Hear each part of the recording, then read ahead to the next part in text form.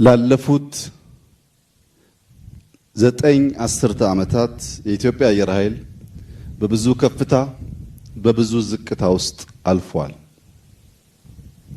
በብዙ ከፍታ ባለፈበት ዓመታት ጊዜዎች ውስጥ ለሀገር ኩራት፣ ለሀገር መከታ ኢትዮጵያን ለደፈሩ ሰዎች ሁነኛ መድኃኒት ሆኖ ከምስራቅ፣ ከሰሜን፣ ከደቡብ ኢትዮጵያን ለማጥቃት የሞከሩ ኃይላት ማሳፈር የቻለ ታላቅ ተቋም ነው።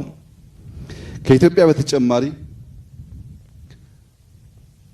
በአፍሪካ ውስጥ በተለይም የኮሎኒ ዘመን እየተንኮታኮተ ሲመጣ የታንዛኒያን ኤርስፔስ ከፖርቹጊዝ የተከላከለ አየር ኃይል ነው።